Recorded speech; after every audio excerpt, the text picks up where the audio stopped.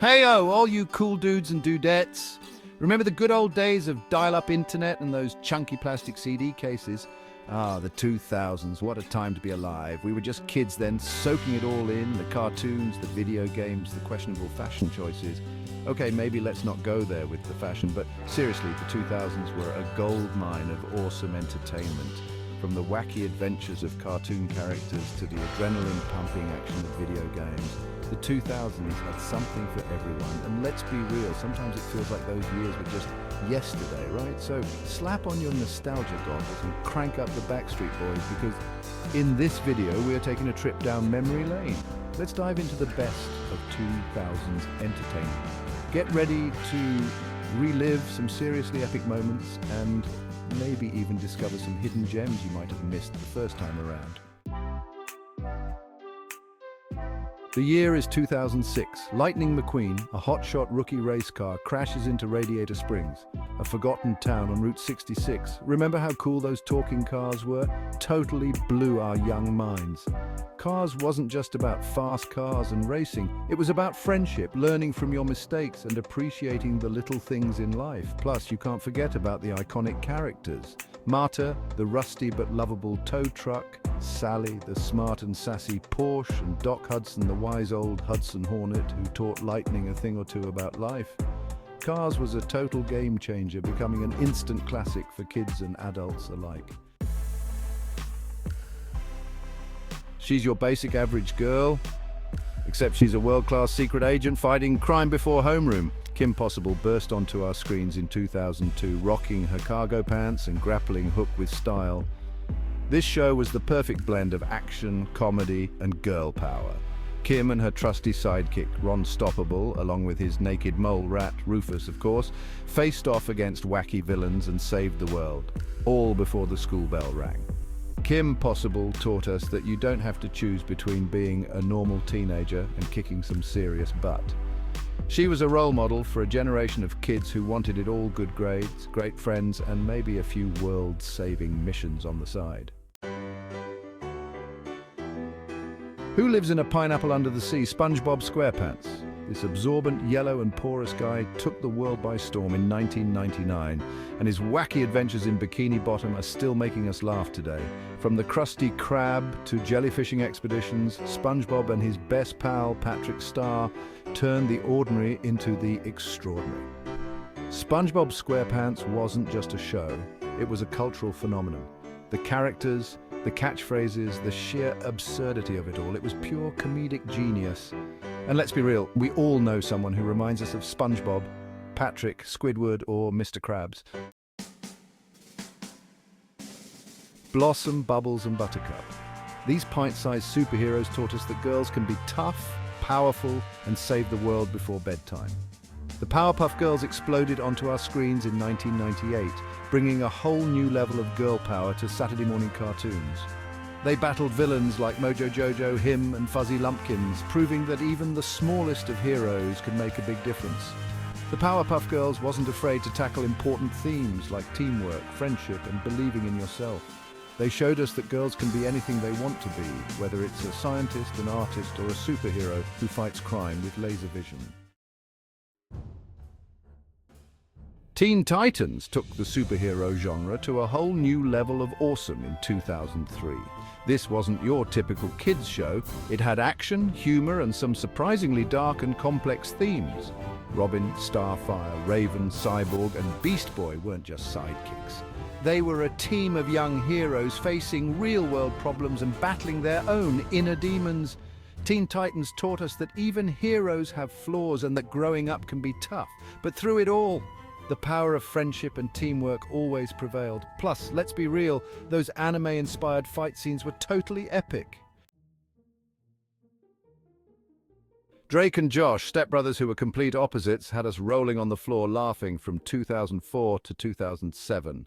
Drake, the cool and popular musician, and Josh, the lovable but clumsy geek, somehow managed to make even the most mundane situations hilarious. Remember Megan, their prankster little sister?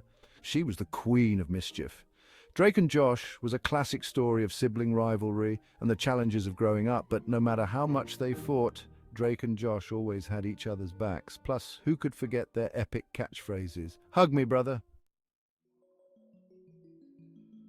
Timmy Turner, a 10-year-old boy with neglectful parents and a fairy godparent-hating babysitter, was granted every wish imaginable in 2001. With Cosmo and Wanda by his side, Timmy's life was anything but ordinary. From turning into a superhero to traveling through time, Timmy's wishes often went hilariously wrong.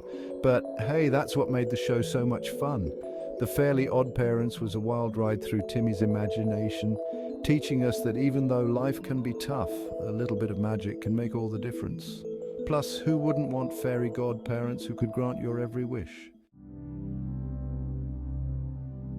Lizzie McGuire. Now, that's a name that takes me back to the good old days of butterfly clips and inflatable furniture. It's easy to forget that this show was basically the blueprint for every teen drama that came after it.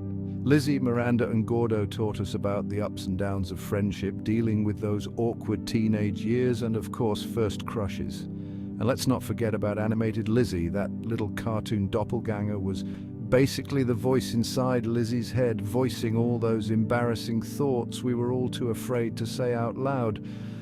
Lizzie McGuire was relatable, hilarious, and sometimes even a little bit heartwarming. It was a show that celebrated the awkwardness of being a teenager and reminded us that it's okay to be ourselves, even if that means tripping in the cafeteria in front of your crush. Oh, snap! It's Raven-Symoné! That's So Raven was like a psychic sitcom explosion, and we were here for every single vision. Raven Baxter, a teenager who could see glimpses of the future, always found herself in some hilarious predicaments.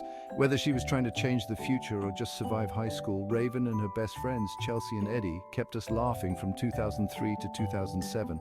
That's So Raven wasn't just about psychic powers and wacky hijinks. It also tackled important issues like body image, racism, and stereotypes. Raven's visions might not have always been crystal clear, but they always taught us valuable lessons about life, friendship, and the importance of being true to yourself. The year is 2005. Zach and Cody Martin, mischievous twins living the sweet life at the Tipton Hotel, turned causing trouble into an art form. From sneaking into fancy parties to accidentally setting off the fire alarm multiple times, these boys were always up to something. The sweet life of Zach and Cody wasn't just about the laugh. It also had heart. We saw Zach and Cody learn valuable life lessons, often the hard way, but always with a healthy dose of humor. Plus, who could forget about the iconic supporting characters like Maddie, London, and Mr. Mosby? They added a whole other level of awesome to the show. Buckle up, gamers, because in 2001, Grand Theft Auto 3 changed everything. This wasn't just a game, it was a living, breathing city where you could go anywhere, do anything, and be anyone you wanted. The open-world freedom was mind-blowing. Steal cars, outrun the cops, complete missions. Grand Theft Auto 3 let you live out your wildest fantasies within the confines of a video game, of course. And let's not forget about the iconic radio stations. Cruising around Liberty City, listening to Laszlo and the gang, became a rite of passage for gamers everywhere. Grand Theft Auto 3 wasn't just a game, it was a cultural phenomenon that set a new standard for open-world gaming. Remember when Halo 3 dropped in 2007? The hype was unreal. We camped out for midnight releases, battled it out with friends online, and spent countless hours exploring the epic multiplayer maps. Halo 3's graphics were groundbreaking, the gameplay was addictive, and the story was surprisingly emotional. Master Chief's battle against the Covenant and the Flood captivated a generation of gamers. We fought side by side with friends and strangers alike, forging memories that would last a lifetime. Halo 3 wasn't just a game, it was an experience that brought people together.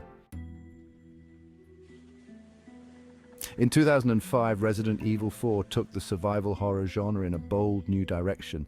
Gone were the clunky controls and fixed camera angles of previous games. Resident Evil 4 introduced over-the-shoulder action, intense combat, and some seriously creepy enemies.